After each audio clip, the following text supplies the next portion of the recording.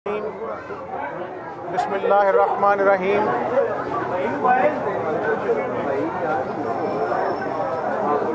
पिछले 2 दिनों में हमारे सिपाही फ़ौजी शहीद हुए हैं। 14 शहीद हुए। आज मियांवाली में हमला हुआ जो कि नाकाम बना दिया गया। मैं हमेशा कहता हूँ कि ये जो राय हक के सिपाही हैं, ये मुल्क व कौम के लिए अपनी जानों के नजराने पेश करते हैं। हम सुकून की नींद सोते हैं। तो मेरी उन शहीदों के लिए दुआ है कि अल्लाह ताला उनको जन्नतुल फिरदौस में जगह अता फरमाए। और मैं हमेशा ये कहता हूँ कि उन माँओं को, उन बच्चों को, उन वालिदैन को मैं दिल की अता गहराइयों से उनकी अज़मत को सलाम पेश करता हूँ, जो शहीद के पीछे अपने बच्चों को याद करते हैं। ये मुल्क शहदा की कुर्बानियों के नतीजे में बना था।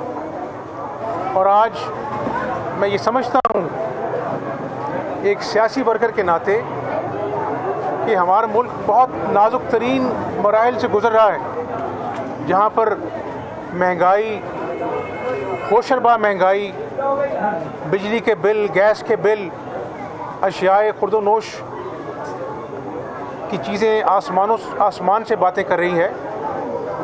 मईशत ज़बू हाली का शिकार है और उस पर ये दहशतगर्दी जो है, ये इंतहाई तशवीशनाक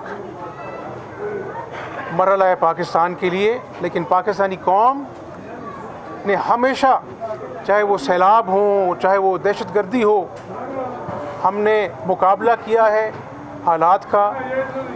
जिस तरह ज़रबुल अज़म और रद्दुल फ़साद में हमारी अफ़वाज पाकिस्तान ने इस मुल्क को अमन का गहवारा बनाया। और मुझे अब भी यकीन कामिल है, अल्लाह ताला पर भरोसा है कि इंशाअल्लाह पाकिस्तान अमन का गहवारा बनेगा।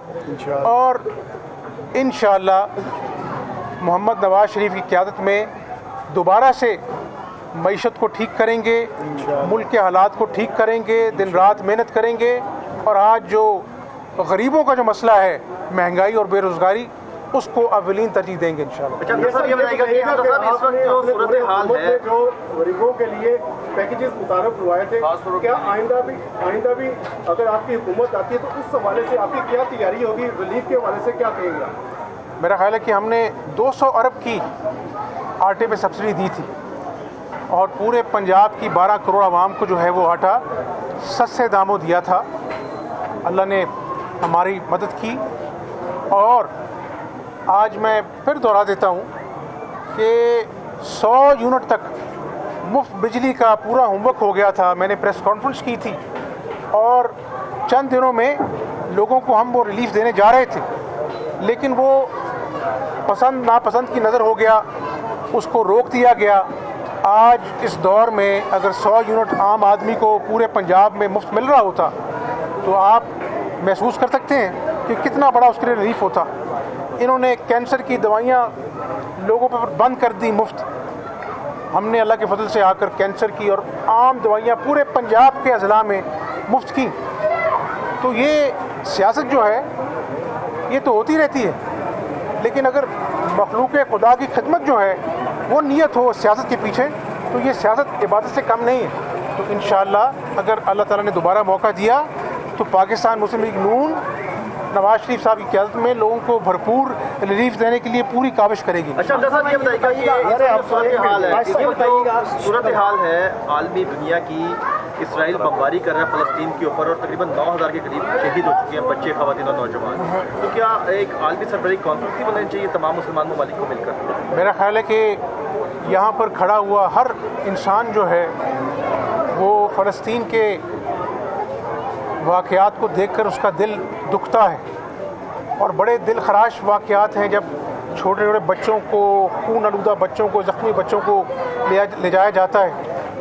उनके पास तो बेहोश करने की दवाई नहीं, वहाँ पर जो सर्जरीज़ हो रही हैं बग़ैर एनेस्थीसिया के हो रही हैं।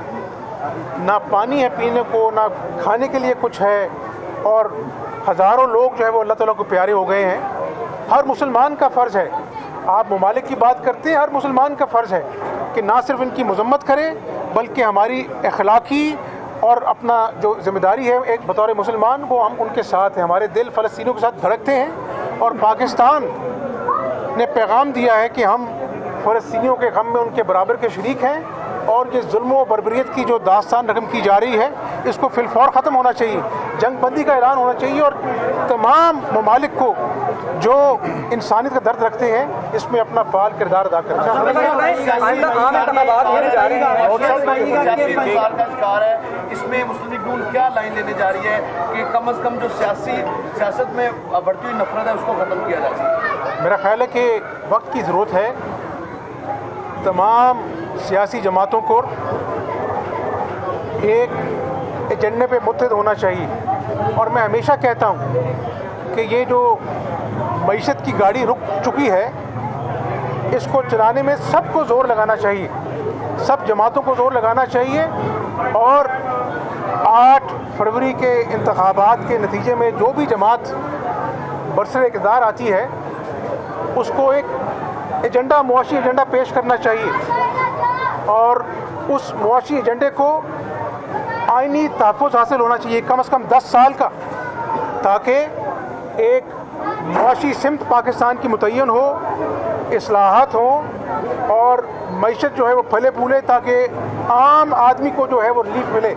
और आम आदमी को रिलीफ तभी मिल सकता है जब मईशत का पहिया चलेगा, सनतों की चिमनियाँ जो है वो धुआं उगलेंगी और नौजवानों को रोज़गार मिलेगा। मेरा मुस्लिम लीग दौर में रिकॉर्ड काम हुए थे पिछले इतवार में, क्या आइंदा भी अगर आपको मौका मिलता है तो वैसे ही तरक्याती काम जारी रहेंगे? मेरा ख्याल है कि आप ये देखें, मुल्तान से लाहौर मोटरवे, इस्लामाबाद से लाहौर मोटरवे, कराची सक्कर मोटरवे, हवेलियाँ मोटरवे, ये सब मुँह बोलता सबूत हैं कि जब जब भी मुश्किल तरीन मईशत के हालात हुए हैं मुस्लिम लीग नून ने काविश कर मेहनत की और मुल्क को दोबारा, मईशत को दोबारा खड़ा किया। आपको मिसाल देता हूँ, क्या आप नहीं जानते कि इसी मुल्क में 16-16 घंटे की लोड शेडिंग होती थी? नवाज शरीफ की क़यादत में सब ने मिलकर काम किया और हमने 12,000 मेगावाट जो है वो नेशनल ग्रिड में पैदा की 5 साल दौर में। तो ये तमाम चीज़ें कौम के सामने हैं। मुस्लिम लीग नून का एक ट्रैक रिकॉर्ड है, जब हमने हुकूमत छोड़ी उस वक़्त करीबन 6% ग्रोथ रेट था, और हमें जो वैसे में जो ग्रोथ रेट मिला था वो तकरीबन 2 समथिंग था। तो मैं समझता हूँ कि अल्लाह के फजल व करम से मुस्लिम लीग नून का तजुर्बा है, एक ट्रैक रिकॉर्ड है, अल्लाह ने मौका दिया तो दोबारा इस मुल्क को कायद आज़म का खुशहाल पाकिस्तान बनाने के लिए पूरी काविश करेंगे। लेवल प्लेइंग फील्ड की बात होती है, आप समझते हैं कि पाकिस्तान तहरीक इंसाफ को भी सियासी मैदान में उतरना की इजाज़त होनी चाहिए? और दूसरा ये कि आप विफाक के लिए इलेक्शन लड़ेंगे या सूबे के लिए लड़ेंगे, और 9 मई वालों को इजाज़त मिलेगी या नहीं मिलेगी, या मिलनी चाहिए या नहीं मिलनी? देखिए, लेवल प्लेइंग फील्ड के तकाज़े कुछ और हैं। आपको याद होगा जब मुस्लिम लीग नून 2018 के इंतखाबात में आई थी, उस वक़्त नवाज शरीफ साहब लंदन से वापस आए थे और उस वक़्त वो जेल में थे पाबंदी सलासिल से, और वक्त ने साबित किया कि उनके जो केस बने थे, चाहे वो नवाज शरीफ साहब हैं, चाहे वो शहबाज शरीफ साहब हैं और दीगर जो कायदीन है मुस्लिम लीग नून के, एक एक कर अल्लाह के फजल करम से वो केस झूठे साबित हुए। तो उस वक़्त वो पाबंदी सलासिल से और मुस्लिम लीग नून ने इलेक्शन लड़ा, और आपको याद होगा कि आखिरी दिनों में टिकटें वापस कराई गई, क्या क्या नहीं किया गया, उम्मीदवारों को ज़बरदस्ती बिठाया गया। तो मैं समझता हूँ कि अगर किसी ने इस कौम के पैसे लूटे हैं। सीनियर लीग रहनुमा हमजा शहबाज शरीफ मीडिया से गुफ्तगू कर रहे थे। उनका कहना था कि मुल्क मुश्किल हालात से गुजर रहा है, लेकिन नवाज शरीफ की क़यादत में मुल्क को आगे लेकर चलेंगे और यकीन है कि मुल्क तरक्की करेगा।